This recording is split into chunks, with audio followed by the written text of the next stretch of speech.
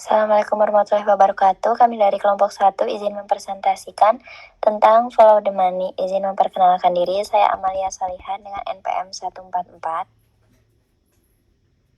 Saya Natasha Amelia Putri dengan NPM 016.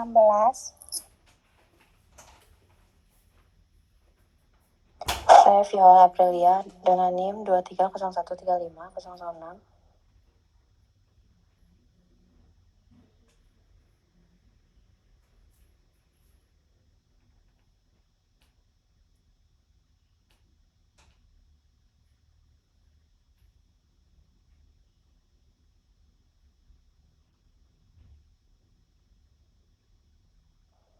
Next slide.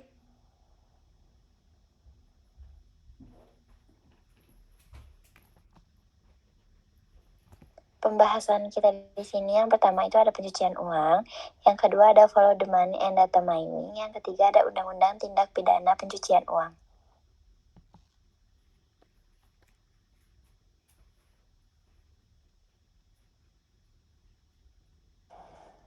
Yang pertama ada pencucian uang.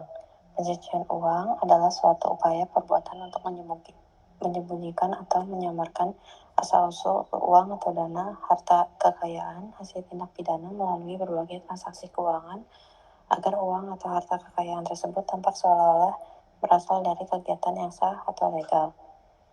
Menurut Billy Steele, istilah pencucian uang atau money laundering berasal dari laundromats, nama sebuah tempat usaha pencucian pakaian secara otomatis AS. Perusahaan yang dimiliki oleh kelompok mafia ini dipilih untuk menyamarkan uang haram, dan kalangan mafia ini memperoleh penghasilan besar dari bisnis pemerasan, prostitusi, perjudian, penyelundupan minuman keras, dan mereka kemudian membeli atau mendirikan perusahaan yang bergerak di bisnis halal untuk mengaburkan asal-usul uang dari bisnis haram.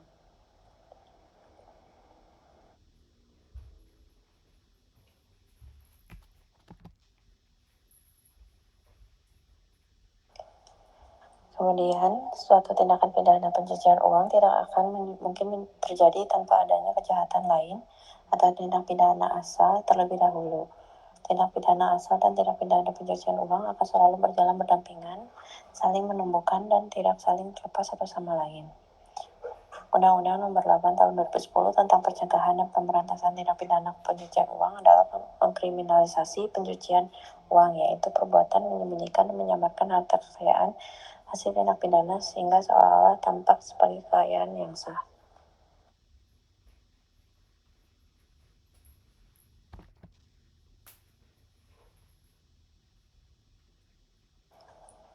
Keunggulan follow the money, pendekatan ini memiliki prioritas untuk mengejar kejahatan, bukan pelaku kejahatan, sehingga dapat dilakukan dengan diam-diam, lebih mudah dan risiko lebih kecil karena tidak berhadapan langsung dengan pelaku yang kerap memiliki potensi melakukan perlawanan. Pendekatan ini mengejar hasil kejahatan yang nantinya dibawa ke depan proses hukum dan disita untuk negara karena pelaku tidak menikmati harta yang diperoleh dengan cara tidak sah. Dengan disitanya hasil tindak pidana ini, motivasi seseorang melakukan tindak pidana untuk mencari harta menjadi berkurang atau hilang.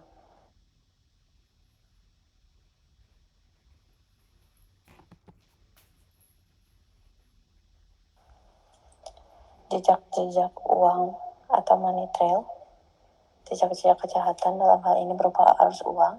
Karena itu, dalam mencari pelaku, investigator menelusuri jejak-jejak uang ini. Teknik investigatif yang menelusuri arus dana dan mencari muaranya disebut follow the money. Dalam setiap tindak pidana setidaknya ada 3 komponen: tindak pidana yang dilakukan dan hasil tindak pidana. Hasil tindak pidana dapat berupa uang atau harta kekayaan lain. Pendekatan follow the money mendahulukan mencari uang atau harta kekayaan hasil tindak pidana dibandingkan dengan mencari pelaku kejahatan. Setelah hasil diperoleh, kemudian dicarilah pelakunya dan tindak pidana yang dilakukan. Dalam mencari hasil tindak pidana dipergunakan pendekatan analisis keuangan.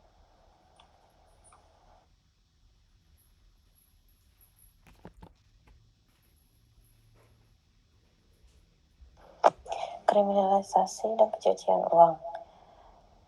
Pola adalah perilaku kejahatan dengan menjauhkan uang dari perilaku dan perbuatannya dilakukan melalui cara placement, lawyering, dan integration. Placement adalah upaya menempatkan uang tunai hasil kejahatan ke dalam sistem keuangan. Upaya menempatkan kembali dana yang sudah berada dalam sistem keuangan. Jika lawyering, upaya mentransfer harta kekayaan hasil kejahatan yang telah berhasil masuk dalam sistem keuangan melalui tahap placement. Integration, upaya menggunakan kekayaan yang berasal dari tindak pidana hasil masuk dalam sistem keuangan melalui placement. Tindak perbuatan ini dengan tegas diperlakukan sebagai tindak pidana sebagaimana diatur dalam Undang-Undang Nomor 15 Tahun 2022 tentang tindak pidana pencucian uang sebagaimana telah diubah dengan Undang-Undang Nomor 25 Tahun 2003.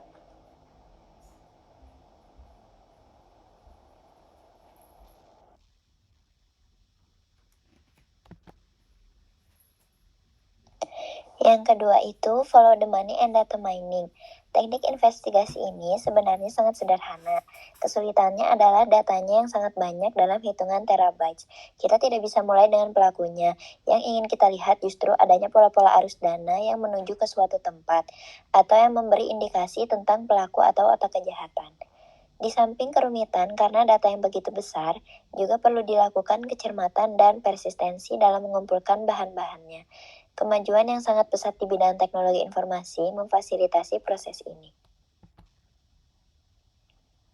Yang pertama, mata uang kejahatan.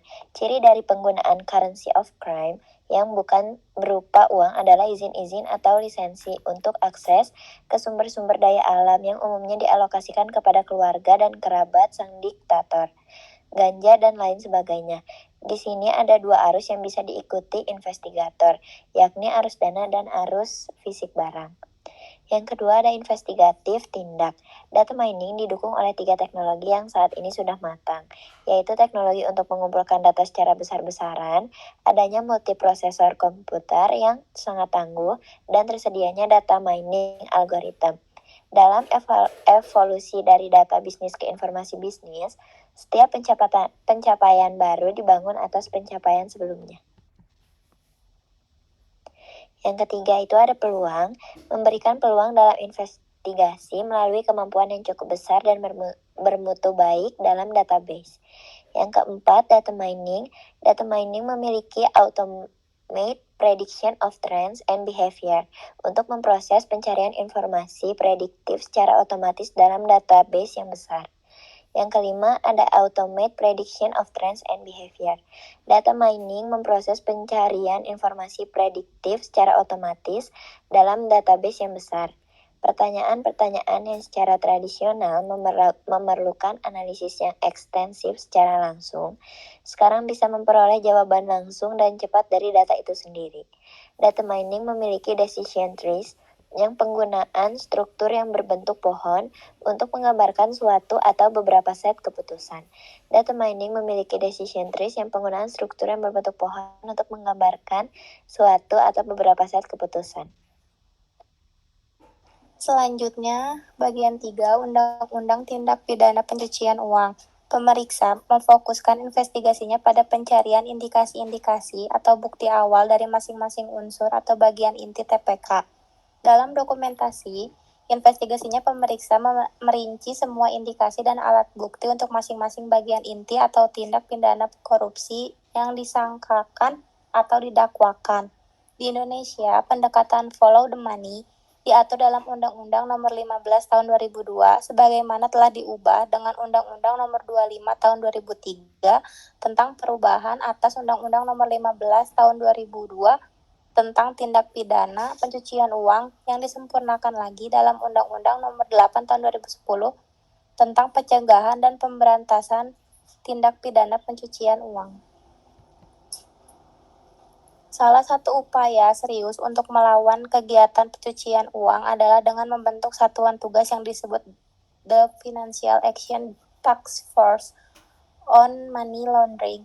Salah satu peran penting dari FATF adalah menetapkan kebijakan dan mengambil langkah-langkah yang diperlukan dalam bentuk rekomendasi tindakan untuk mencegah dan memberantas pencucian uang. Oleh karena itu, penanganan tindak pidana pencucian uang telah menjadi perhatian khusus oleh pemerintah dan masyarakat Indonesia.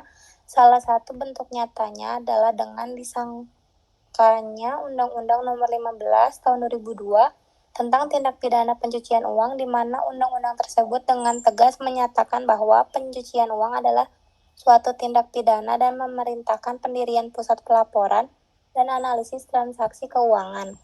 Undang-Undang Nomor 15 Tahun 2003 tersebut kemudian telah diganti dengan Undang-Undang Nomor 8 Tahun 2010 tentang pencegahan dan pemberantasan tindak pidana pencucian uang dengan berbagai perubahan yang dianggap perlu untuk mendukung pemberantasan tindak pidana pencucian uang di Indonesia.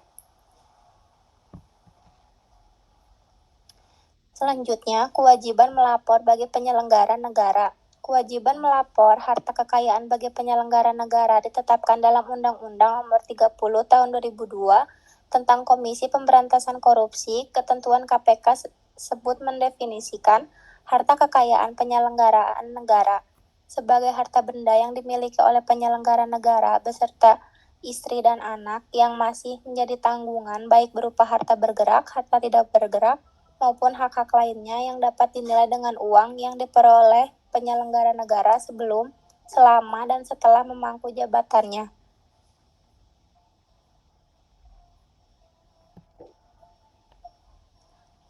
Yang kedua, ketaatan dalam melapor harta. Teknik audit investigatif dengan menggunakan perbandingan kenaikan dan penurunan aset merupakan teknik yang ampuh, terutama jika diikuti dengan ketentuan beban pembuktian terbalik di tingkat penyelenggara negara. Teknik audit investigatif ini akan efektif kalau penyelenggara negara menaati ketentuan undang-undang mengenai pelaporan harta kekayaan. Yang ketiga, investigatif tindak pidana korupsi. Tindak pidana korupsi dilihat dari ketentuan perundangan yang berlaku di Indonesia. Yang akan dipakai sebagai acuan dalam pembahasan ini adalah Undang-Undang tahun 1999 sebagaimana telah diubah dengan Undang-Undang Nomor 20 Tahun 2001 tentang pemberantasan TPK. Sekian presentasi dari kelompok kami. Terima kasih. Wassalamualaikum warahmatullahi wabarakatuh.